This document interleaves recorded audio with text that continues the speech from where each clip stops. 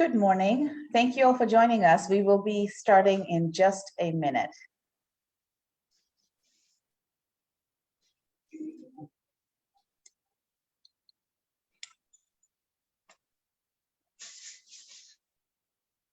Stephanie, Kirsten, are you guys on?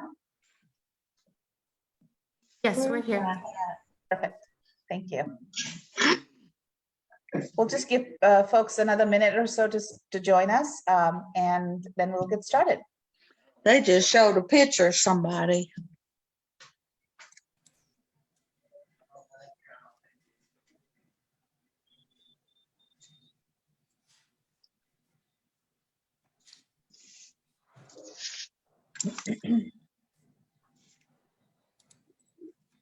We are also on Facebook Live right now, so for those of you who would like to watch us that way, please feel free to do that, or share that with friends if you think they might be interested in the event. She said they're on Facebook Live.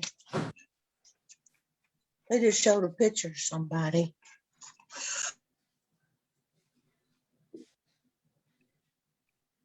If we don't want our face on Facebook, do we have that option?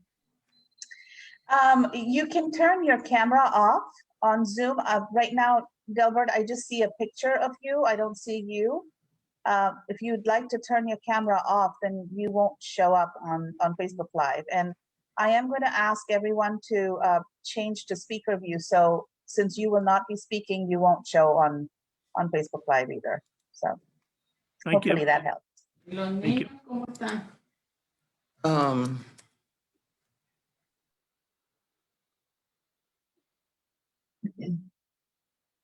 Stephanie, Kirsten, I think we'll go ahead and get started. If that's okay with you guys. Perfect. Ready? Yeah, let me start sharing our screen. Wonderful. Thank you. Welcome, everyone. Thank you so much for joining us today. We are thrilled to have you this morning. This is our fourth in our series of virtual events that we're hosting this year to celebrate the Friends of the Texas Historical Commission's 25th anniversary.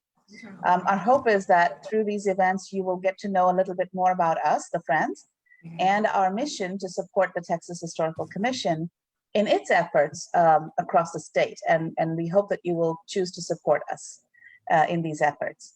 I did want to also welcome our commissioners, board members, and advisors who are with us this morning.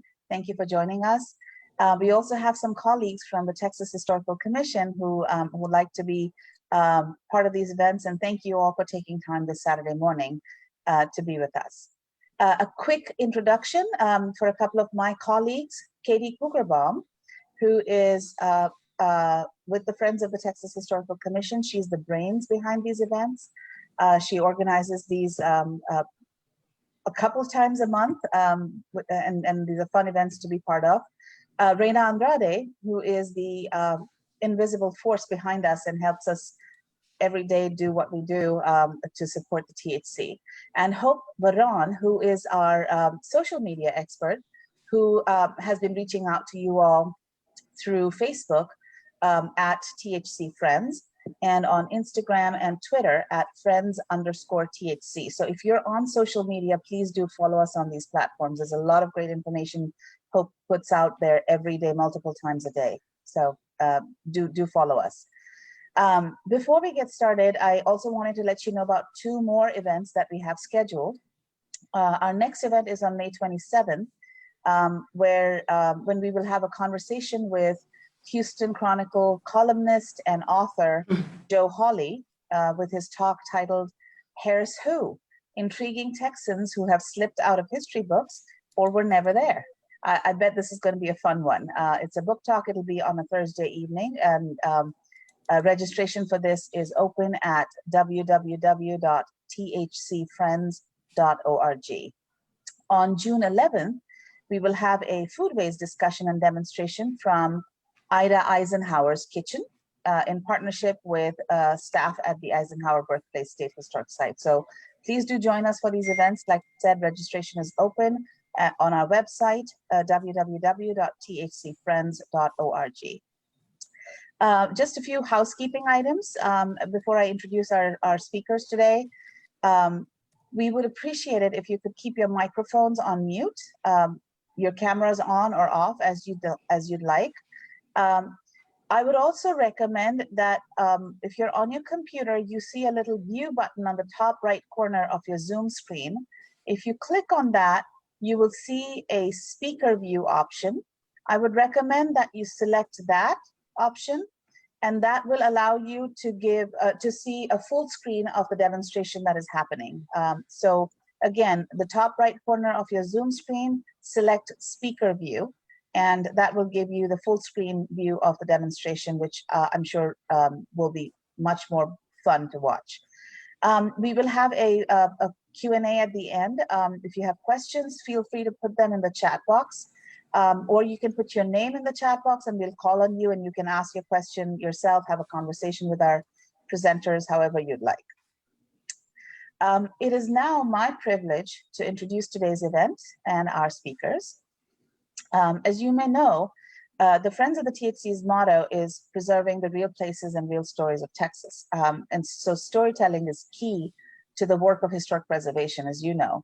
And our presenters this morning have combine their passion for their sites and for the storytelling to bring you today's event. It's going to be a special treat. Stephanie Chevron began working as the site educator for Landmark Inn State Historic Site in November of 2020, so just last year. Before joining the THC, she worked as a historical interpreter at Conner Prairie in Indiana.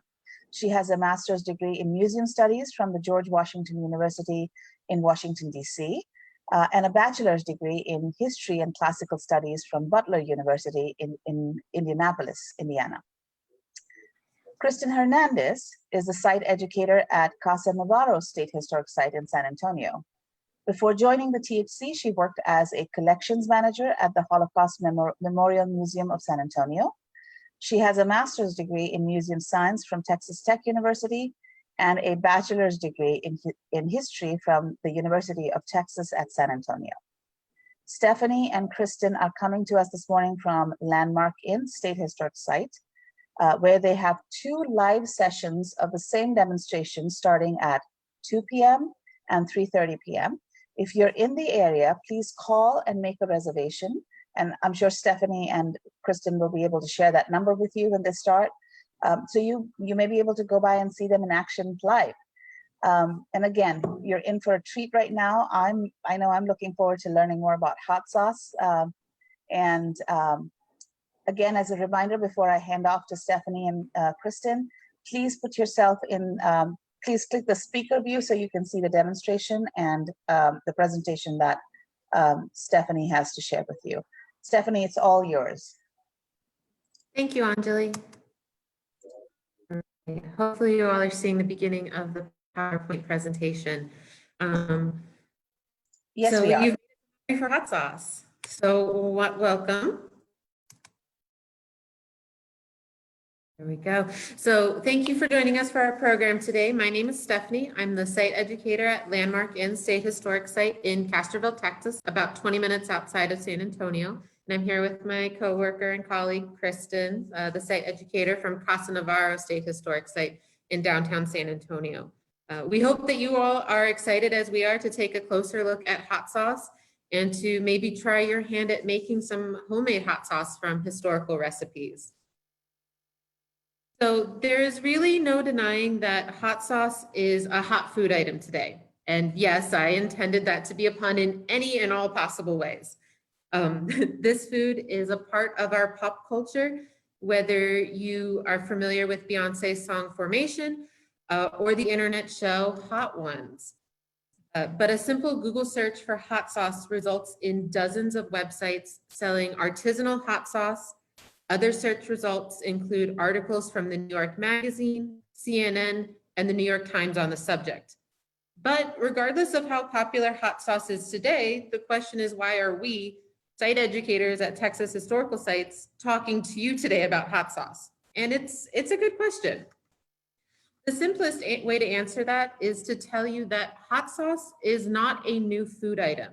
It has been around since ancient times, and the hot sauce that we know and eat today is a result of indigenous people, foods, and traditions intersecting with the people, foods, and traditions of Europe, Africa, and Asia.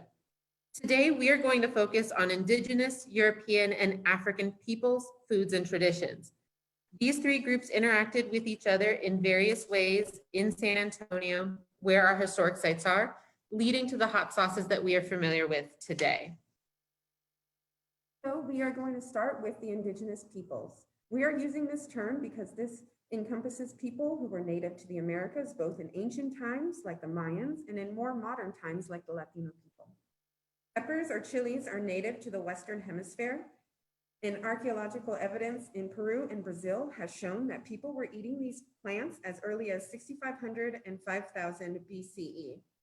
By the 8th century, civilizations like the Mayans, Aztecs, and Inca were mixing pureed peppers with water and consuming the mixture as a medicine. These peppers were not only eaten, but considered precious and were part of the tribute paid to the Aztec city, Tenochtitlan, or modern Mexico City. When Europeans arrived in the 15th century, these practices were observed and noted in their records. The Aztecs roasted, dried, and ground the peppers, each of which giving the pepper a different flavor. Some of the most popular peppers that originated in this region include jalapeno serrano and pasillo. Today, all of those can be found at your local grocery store. Stephanie, Yes, your sound was a little muffled, so I just wanted to let you know that. sure. Okay, sorry about that. The Spanish arrival forever changed how the people of the region ate. Tomatoes, for example, used in many hot sauces, is a vegetable introduced to the Spanish by the Aztec and Mayan people. Peppers, along with tomatoes, were then introduced to Europe through Spain. As time went on, Texas had its own fusion of cultures. Gebhardt hot sauce is a great example of this mixing of food and culture. The Gebhardt family immigrated from Germany and settled in New Braunfels, Texas in 1883. William Gebhardt quickly established a small restaurant and began experimenting with spices and dried peppers now available to him. By 1896, Gebhardt began manufacturing and selling chili powder and hot sauce in San Antonio. And by 1908, Gebhardt published the Mexican Cookbook to appeal to consumers outside of Texas, not familiar with the use of hot peppers or hot sauce in their dishes. Products were marketed as authentic Mexican style, are also very common Louisiana style to appeal to American audiences. Peppers or chilies are native to the Western Hemisphere, but different groups across Africa still used and enjoyed spicy foods and sauces. These people used things like grains of paradise, pictured here on the slide, ginger, cardamom, nutmeg, and black pepper to provide a fiery taste and mouthfeel. Many of these spices were native to various regions in Africa or were introduced to the continent via trade routes through the Middle East. Hot and spicy food was consumed medicinally just as they were in the Americas. The logic behind this is that hot or spicy food makes a person sweat more, which allows the body to cool down. An important thing if you're living in these hot climates. These practices continued when peppers were introduced to Africa in the 16th and 17th centuries by Europeans like the Portuguese. Africans began to cultivate these plants and incorporated them into the soups, stews, and sauces that were already part of the African diet. When Europeans began importing enslaved Africans to the Americas, the enslaved people brought these food traditions with them. Enslaved people maintained the use of peppers and hot sauces as a form of resistance, a way to maintain a link to their identity outside of slavery. The use of hot sauce was also a way that they could improve their monotonous diet of cornmeal, salt pork or salt fish, and molasses that was rationed to them. Hot sauce was also a cheap medical treatment relied upon by the enslaved to safeguard their health and for slave owners to avoid costly treatments provided by doctors. As a result, the growing of hot peppers and the making and consuming of hot sauce has continued into the modern African American community. European exploration into the Western Hemisphere was driven by a desire to find new trade routes with access to spices in the Far East. When they arrived in the Americas, they encountered various indigenous people and returned to Europe and their colonies in Africa with new products like peppers. The first commercially bottled cayenne sauces appeared in Massachusetts in 1807. Few of these early sauces survive, but a lot of this early history is gained from advertisements for sauces in the newspapers. These sauces were among many other types that were used to add flavor to cooked dishes, but also to preserve different fruits and vegetables for use outside of the growing season. Period cookbooks devoted entire chapters or sections to sauces. One of the most common was for pepper vinegar, a simple mix of peppers, vinegar, salt, and sugar, which you'll get to know a little bit more about later. But it was very similar to making any other pickle that they would during those decades. Except in this case, it's the vinegar that was consumed, not the actual fruit. In 1859, Monsell White and Edmund McIlhenny, both men of Irish immigrants in descent and part of the slave-owning class in Texas or Louisiana, were both experimenting with growing Tabasco peppers for the purpose of hot sauce on their family's plantation land. Now, a lot of the details about Tabasco peppers and the resulting Tabasco sauce get lost in the family lore between the Whites and the McIlhennys. But the general consensus is what I'm going to give you, the commonality among all these stories. The stories seem to indicate that the men acquired the peppers from various areas of Mexico during the campaigns of the Mexican-American War. After the Civil War, McIlhenny returns to what was the family's plantation to find these Tabasco peppers flourishing. And he ends up employing many of the recently freed enslaved who had been working on that plantation. He employs them to tend and harvest the peppers and to make and process them into a sauce. From there, Tabasco sauce grew in popularity around New Orleans and then spread out across the region. The popularity of hot sauce was not immediate among Europeans, though. Hot sauces were still usually advertised as having medicinal properties, but as a culinary item, many viewed it as vulgar and associated hot sauce with, quote, undesirable elements of society. What they were meaning was the lower classes, which commonly included Latinos and African Americans. So since the 1910s, the popularity and availability of hot sauce has steadily increased. This was driven by an interest in Mexican American foods, then hot sauce contests and festivals, and more recently, an interest in Afro-Caribbean and African foodways. Hot sauce is truly a global food now, with different hot sauces and different peppers holding more sway in various parts of the world. However, all of it is still rooted in the traditions and history we have explored today. A perfect example of this is a modern brand pictured here named Doctor's Orders. This brand draws inspiration from the long-standing connection between medicine and hot sauce that is present in many cultures. But now we're going to dive into the really good stuff. We're going to show you how to make hot sauce from some historical recipes. If you have purchased the ingredients, you are welcome to follow along with us. If not, feel free to tackle this project on your own at home. All right, let me stop sharing my screen, and then Kristen, you can take.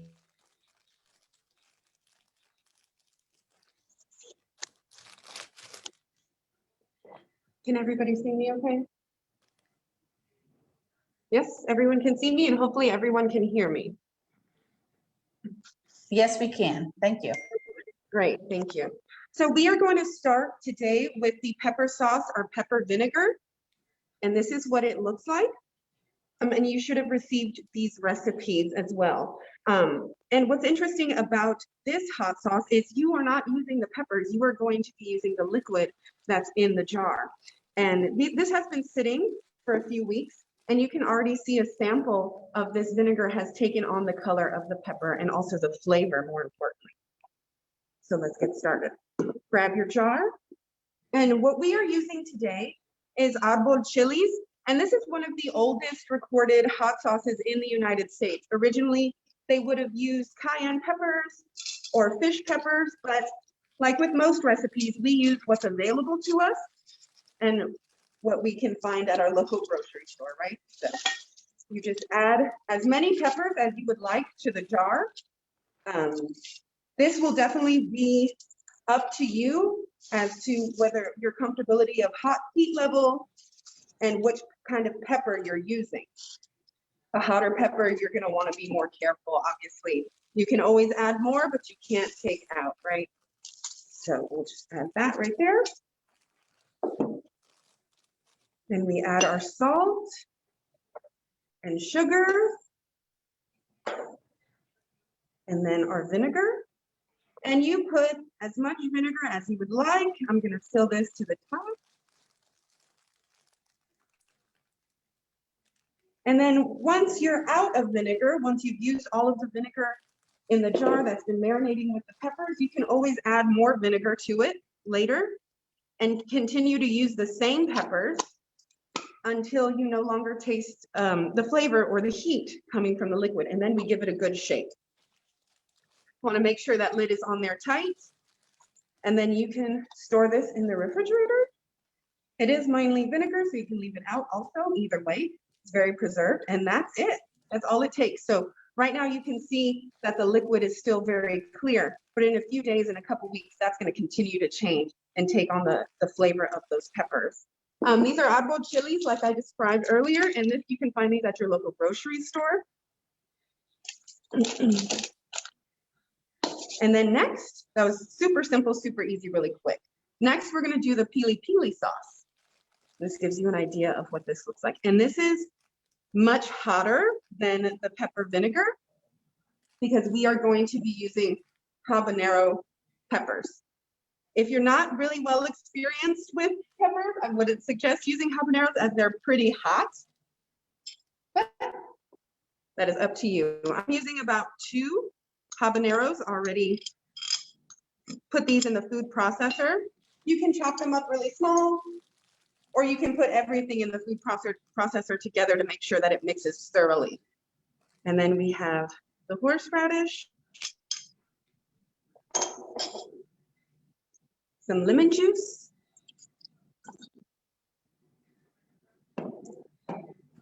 tomato sauce. You can use fresh tomato, and that would give it a stronger flavor. And then salt to taste.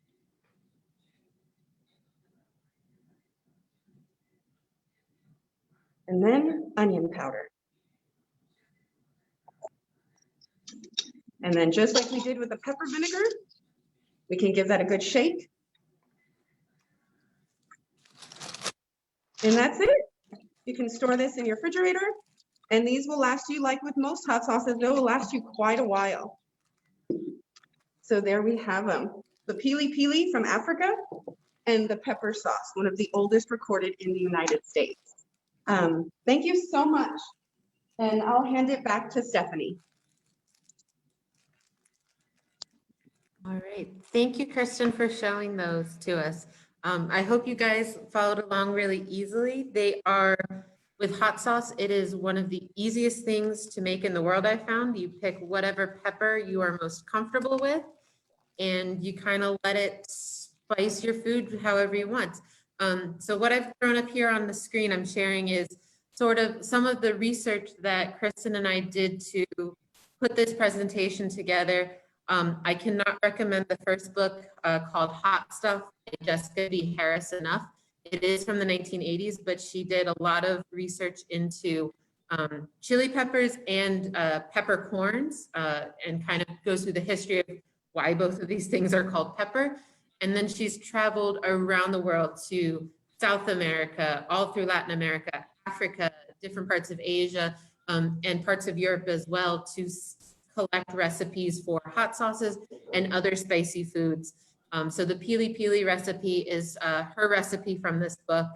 And then I've got some other articles and things there. And for those of you curious about the New Orleans history of Tabasco sauce, we've got a link there that the company has done a really good job of putting together. Like I said, there's a lot of family lore tied into the history of Tabasco sauce. So make of it what you will, but that's what the company puts forth as their official history. And then here on your right, we have what's called the Scoville scale. So when we talk about the heat of peppers, this is how people talk about it, and it lets us basically rank them. So if you look right here in the middle, You've got your Tabasco peppers, which is what Tabasco sauce is made from, at about 100,000 to 250,000 Scoville. If you're wanting something with a much milder flavor for your first try at hot sauce, you've got jalapenos, serranos, arbol chilies down here at 5,000 to 25,000 Scoville. And then if you're feeling adventurous, you really want to go for a really punchy peely sauce, you can do Scotch bonnet peppers or habaneros up here on the spicy end at about 500,000 to 1 million Scovilles. So it's really up for you to play with. And now we'd love to hear any questions that you got for us. We think that this is a fascinating way to look at the history of our sites and the people that were around. So I'll leave this up on the screen, but we can see and hear what's going on. Thank you, Stephanie. We do have a few questions in the chat box. I'm going to throw those out to you.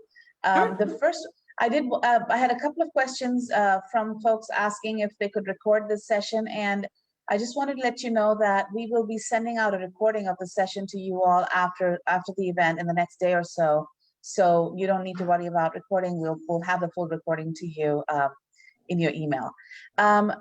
Travis McIntyre asks, does it matter if the peppers are green or red? Hi, Travis. So no, for most recipes in our experience, it doesn't matter between a red or green chili pepper. It really matters about the heat of the pepper and you being comfortable with that. If you're looking at specific recipes, they will tend to favor sometimes red peppers. So we did pepper vinegar with chile de arbol because it was originally made with cayenne peppers, which are much harder to find in our local grocery stores now. But if you wanted to do it with jalapenos, it's just going to give it a different flavor. As long as you're fine with colors maybe looking different, either will work really well. Travis also asks, can they be dried or fresh? Does that matter? So it matters sometimes. So with our chili vinegar, we ended up using dried chile de arbol because you're basically infusing the vinegar. The hot sauce is mostly flavored vinegar there. That's very much a old school style of hot sauce. If you're wanting to make something that's more like a Texas Pete hot sauce or a peely, you can use dried peppers. It's going to be a little bit harder to get them into a very fine powder that will incorporate with your other ingredients, but you certainly can do that. Karen asks, she says dried peppers were used in the first recipe. How would I make it with fresh jalapenos? With fresh jalapenos, the easiest thing to do, you can either put them in whole if you want. I would recommend washing them just to be on the safe side from the grocery store. You can put them in whole, or if you want to kind of get even more flavor out of your produce there, is you can cut off their tops, discard the tops, cut your peppers in half and scoop out the seeds and the ribs that hold that packet of seeds in there, and just put your halved jalapenos in there. And you can fill your jar as tightly as you want. The more peppers you get in there, like Kristen said, the more flavorful your vinegar would be. But you can always experiment. This stuff will last very easily because you're essentially pickling the peppers. So on your first batch, you find it's not quite got enough heat for you. You can always throw some more in there, refill it with vinegar, salt, and sugar, and in a couple of days, you'll have a whole new batch to taste test. That sounds fun. Keith Schmidt asks, in your research, did you find any historical Texans famed for their personal use of hot sauce? So we have one of the recipes that you received was the pasilla chili with vinegar salsa. And this was a collection of recipes published in Mexico and widely used here in Texas by the Latino people. And these were small pocket-sized recipe books. And they came out in a series from the late 1800s to the early 1900s. And so this was very common. And we also had these women in San Antonio called the Chili Queens. And they were very well known for creating dishes here in San Antonio and selling them in the market squares downtown. And they became, widely famous all across America for using these really hot dishes in their food. So yeah, there's quite a few examples of people who became famous. I mean, how more famous could you be than be called the chili queens, right? So they were synonymous with using really hot peppers in their dishes and serving them to all of the community in San Antonio. That sounds interesting. So I had a question for you. And this happens to me all the time. Every time you, handle chilies of any kind, and then you touch your face or your skin, it burns. Is there a way to be able to handle chilies with your bare hands without having that happen? With bare hands, no, you're always going to end up with some amount of oils on your hands. So when we did a lot of preparation, so like for our recipe for our demonstration, you saw we had basically pureed our habanero peppers. We did not do that by hand. We did it in a food processor because we were both a little chicken of the habaneros. My foolproof way is always to wear, latex or some other sort of gloves, because then you can peel them off. You don't have to worry about oils on your hands. I still always wash my hands really well. And I mean like 2 or 3 times just to make sure, because that stuff's not fun if you get it in your eyes, around your mouth or anything. If you're doing bare-handed handling of the chilies, immediately wash your hands like 3 or 4 times with soap and water. Something that I do that sort of helps a little sometimes if I have so much oil into my skin that it's still there even after washing hands, is I will rinse my hands in like the pre-bottled lemon or lime juice. It doesn't get rid of all of it, but it seems to kind of break down those oils a little bit faster. I hope that helps. Yes, thank you. The end all be all expert of pepper safety and handling. Delbert asked about recipes. I just wanted to again let everyone know, as we send out the recording of this event, we will send out the recipes with that as well. So you will receive them in the next day or so. I'm from India, and we use a lot of spices, including chilies. One of the things that I've heard, and I wanted to ask if you knew anything about this, was if you cook chilies down before you make a sauce or paste or something, it mellows them down a little bit. They're still spicy, but they're not, somehow it mellows them down. Is that accurate? Yeah, in my experience, a lot of times it's very similar to taking the seeds out. You'll still have a lot of flavor, but it does change the heat level a bit. So for a lot of, especially old Mexican recipes, you will see that they roast the peppers, and that gives it a more smoky flavor and brings down the heat just a little. Yeah, I think the introduction of heat starts to break down the chemical capsaicin, which is what makes peppers have that fiery mouthfeel that sends our bodies into overdrive. This doesn't answer your question, Anjali, but it's kind of a fun side note, is that scientists think that part of why chili peppers are so spicy is that these plants developed this as a safety mechanism, much the way that cactus have these sharp needles to discourage animals and humans, eating them. Peppers developed this strong reserve of capsaicin. Little did plants realize that us humans went, ooh, that sounds really fun, even though it hurts. Because when we ingest capsaicin, it kind of lights up serotonin centers. It kind of triggers the release of serotonin. We get kind of that same rush of adrenaline that some people get from riding roller coasters or whatnot. Some people eat extremely hot food. That's why you see crazy people online eating ghost chili peppers, and there's always somebody trying to cultivate the new spiciest pepper in the world, and people will eat it. I have seen competitions on YouTube of people eating the bhut jalaki peppers, and oh gosh, it's pretty insane. Razit, I'm not sure if that's the name, but this person is sharing that their best method of removing oils from the hand is to cut a lime or lemon and scrub their hands with it. It removes 90% of the irritant. So thank you for sharing that. Thank you. I will try that next time. Yep, me too. Keith asks, are the seeds removed just to reduce the heat strength or for some other reason as well? So seeds are generally removed from your chili peppers to lessen the heat. There's a lot of concentrated capsaicin in the seeds, and then that membrane that you find inside of peppers that are holding the seeds in place. So if you're wanting particular flavors, so for example, habaneros have, in addition to their heat, they've got a fruitier flavor than some of the green chili peppers like jalapeno and serrano will. But if you want that flavor, but not all of the butt kicking heat, you would take your seeds out.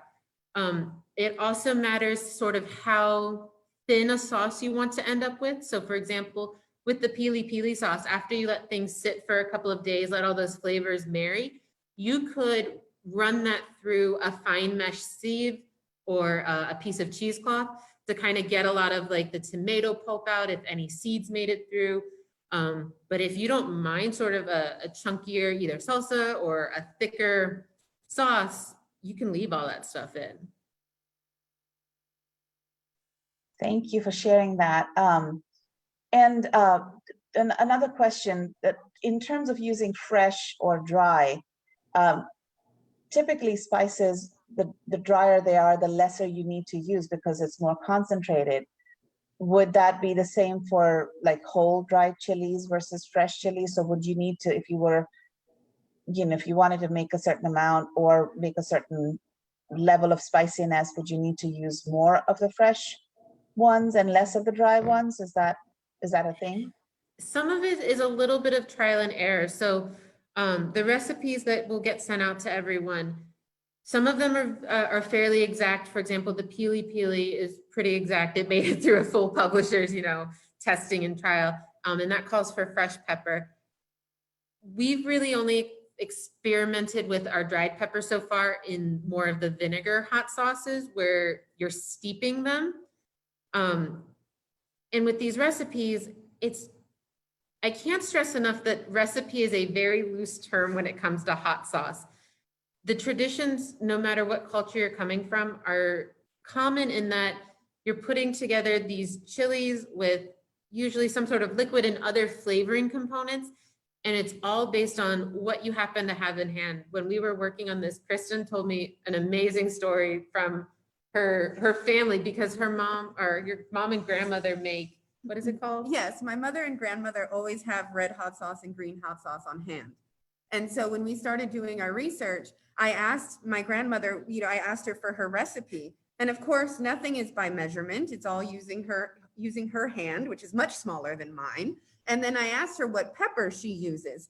And she said, oh, well, it all really just depends on my mood that day. So if that's any indication of how these recipes are put together, it really is up to you to customize them. There is no messing up. It's just, maybe I didn't get quite what I was going for, but it tastes hot and spicy still. It's just not quite what I was after, perhaps. Thank you for sharing that. So we have at least one attendee who has something that they would like to share, Delbert. So what I'm suggesting, Stephanie, is if we can get out of the screen share and have people go into gallery view so that we can see each other and hear from each other, that would be great. And yeah, go Delbert, for it. please go ahead and unmute yourself and share what you had for us. We'd love to hear that. Well, first, I want to thank everybody, and I agree totally with everything that's been said about the chilies and making sauces and all. The point is sort of the follow-on after you've made the sauce, you put it into something. You use that sometimes on meat and things like that, and that doesn't, what I'm going to say doesn't apply to meats and such. But if you're putting it into, say, a stew or something, you're wanting to spice it up a little bit, and you put too much in, well, you think, oh my, I've ruined the whole thing because my guests don't like things that hot. Put a leaf of lettuce into the pot, the liquid, and let it be in there for a couple of minutes. Kind of make sure it's well in the liquidy part. Just gently stir it around, and then do something else that you're preparing for the meal. Come back and sample your sauce. And if it's still too hot, it's going to be milder than before. But if it's still too hot, put another leaf in and keep adding leaves of lettuce till you get it toned back down to where the heat level is that you want for your guests. And then you can remove the lettuce from your preparation, unless it's would go well with whatever it is that you cook. But the lettuce, I don't know how it does it, but it somehow or another captures the hot bits of a pepper, and then the sauce will tone it down. I love that. It reminds me of the trick my grandmother taught me. If you over salt something that's liquid based, you put like half a raw potato cut up in and you let it sit for a little while and you pull the potato out and it pulls out a lot of the extra saltiness that you didn't want. Yep. Yep. That's exactly what I've learned about salt. So this is great to hear, Delbert. Thank you so much for sharing that. Anybody else has any suggestions, ideas, just things that they've used that they'd like to share? So I have one actually, and I'm sorry, go ahead, Travis. Was that you? Somebody. Well, I do, Leela or Gore, Leela Gore. I love to have salsa in the refrigerator to use with egg dishes for breakfast and beans and what have you at any time, any meal. And I was at a restaurant one time when I loved their salsa, and I asked if they were willing to share how they made it. And they said, well, we usually just get a carton of pico de gallo at the grocery store, take it home and open it up and put it in your blender. And then you can add more jalapenos. I've gotten to where I use New Mexico chili because I love it so much, the taste and everything. And put that in there, and I add some more garlic and a little bit of tomato sauce and a little bit of salt, and then just run it, pulse it through the blender until it's all blended. And it keeps in the refrigerator for several weeks, and you have it to use whenever you want it. But it is really good and easy to make rather than having to chop all the onions and everything yourself. Thank you for sharing that, Leela. And I did see in the text box that you'd like to share that. Would you mind just emailing us back the recipe if you'd like? We can share that with the Sure. recording and the recipes. That would be wonderful. Okay, Thank you. I can do that. Thank you. We appreciate that. Travis. I do, since we're talking about that kind of stuff. My wife's from the panhandle of Texas, and she used to eat chow chow, and we don't have a recipe for it. I was wondering if anybody has a recipe for chow chow. It's kind of like a chutney, or I don't know how to describe it, with onions and peppers and stuff. So I just moved down from Indiana to start working here in Texas, and chow chow is a big thing in the Midwest as well. I don't have a personal recipe, but I do know a quick Google search should turn up some pretty good ones. If you want to go down a historical route as well, the Virginia Housewife Cookbook, which is from the mid 1830s, I believe, if I'm remembering correctly, has a recipe for chow chow as well. They might not have it chopped up as fine, like as a relish. Sometimes they tended to leave the vegetables a bit more whole. But those kinds of things should be good sources for that, because chow chow is one of those sort of fermented or pickled foods that has survived into the 21st century and makes my little historian heart very happy. And I would probably think that with the book that you just mentioned, Stephanie, that the measurements there are going to be a little more general, if you will. So Travis, you may have to experiment with the measurements a little bit till you get it just right, or just the way you want it. So The other thing I was going to say, the other thing you can do is Google chow chow on the internet, and you'll get all kinds of recipes, and then you can check and see which one you want to use. Absolutely, absolutely. Anybody else would like to share anything? I do have one thing that and this is not hot sauce related, but since we're talking about chilies and spices, one of the way we cook is we cook down our chili pepper. So we don't use raw chili pepper, and that's why I was asking that question earlier. We cook it down, and in order to, if you want to use chili pepper to get the color, but you want to cut down the spices a little bit, You drop it on hot oil and make sure that it's not burning. So, keep the heat low, and then add a little bit of water at a time. For some reason, I don't know the chemistry behind it, but for some reason, as you add the water and you keep cooking it, it brings the color out from the chili pepper, the red chili pepper, of course. And so you can use less of the chili pepper powder, but still have the bright red color if you want to color some of your stews or sauces. The other way we do it is, again, use the chili pepper on oil, drop it on oil, cook it a little bit, then add some plain yogurt to it, and then keep cooking the yogurt. It thickens the sauce if you want to thicken it. It thickens the sauce without using too much of the red chili pepper. And as you cook the yogurt, it browns and it takes on the color of the chili pepper. So you still have the bright red color without too much of the heat, and you have thick sauce to use. So just a couple of tips from India, from North India. Anjali, when Kristen and I reprise this presentation at some point in the future, we're going to tap you to help us figure out recipes and traditions from that part of the world. So I would love that. I would absolutely love that. And I love cooking, so I experiment a lot with all kinds of stuff. So I would love to do that anytime. Any other questions from anyone? Or any other recipes or tips that people use when they're cooking? We'd love to share those. Leila, thank you so much for sharing your recipe. We'll put that on the email that we send out to everyone. And unless there are any other questions, I think we can go ahead and thank everyone. Thank you for Kristen and Stephanie for joining us today and sharing the recipes and sharing the history. I love to hear where things come from and how they got to where we are today. So thank you so much for that. Thank you all for joining us.